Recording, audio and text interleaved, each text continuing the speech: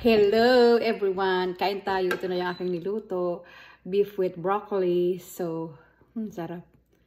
Ayun, juicy. Tapos meron ako dito konting kanin. Kain po.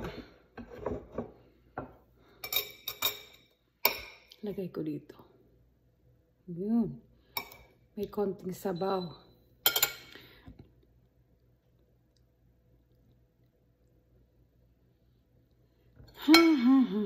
Broccoli.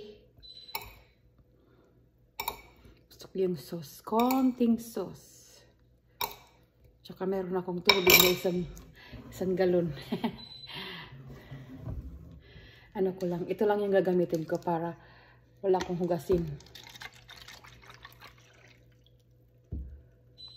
Yan.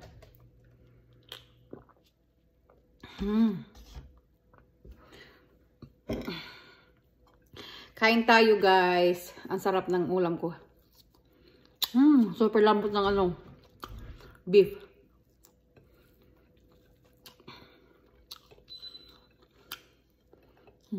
Kain.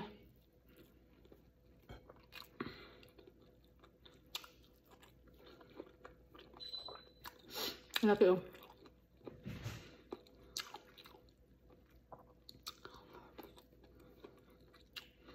Mas ma-attractive pag siya tignan kung mayroong red and green bell pepper. Kasi wala ako. So, ito na lang.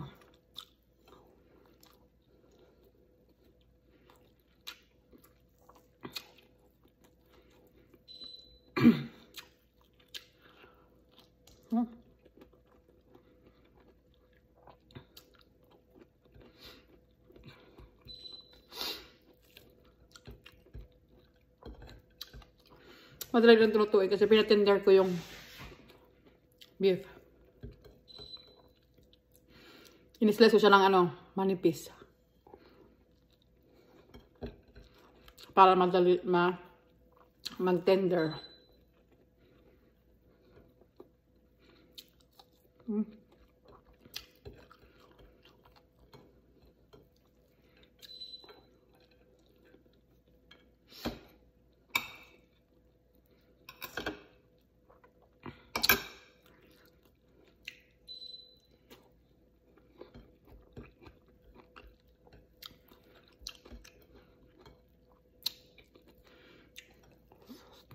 Sa akin, ang mahal ng broccoli.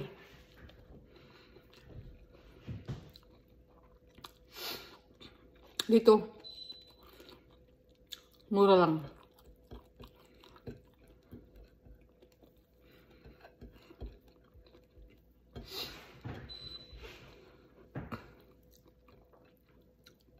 Pero hindi ako masyadong fan sa broccoli.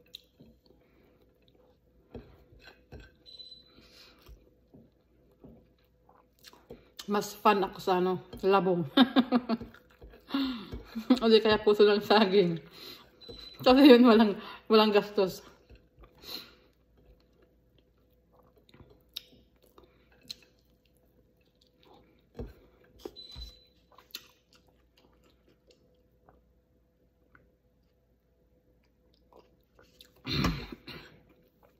Ang dami akong ganito.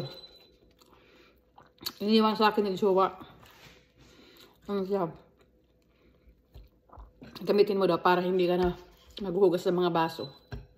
Sabi ko, okay.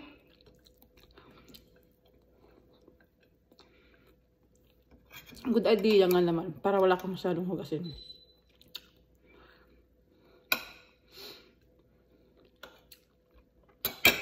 Para isang plato lang yung hugasin ko.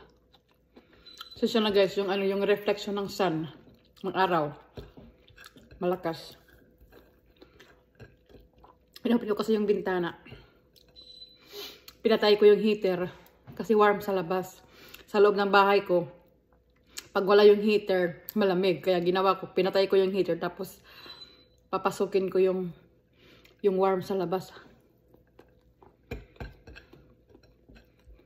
Para tipid sa kuryente.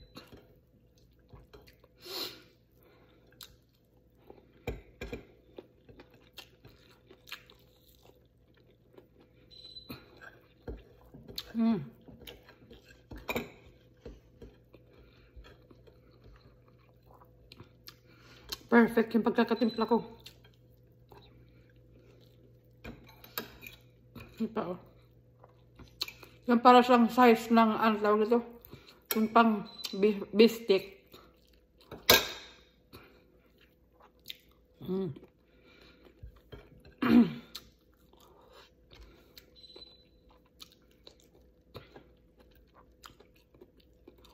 Ubusin ko yung gulay.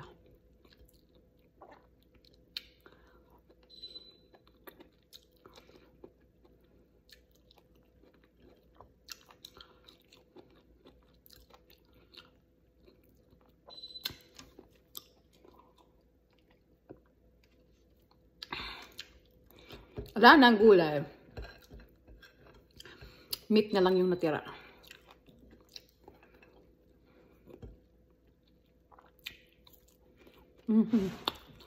Sobrang lambot.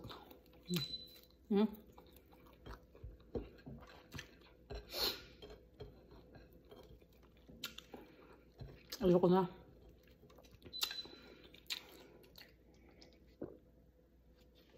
Thank you guys for watching ang Pink Kanunay. Bye. See you in my next video. Don't forget to subscribe or follow my Facebook page and my YouTube channel, RC Vlog. Thank you guys for watching. Thank you all my viewers. I love you all. Bye-bye.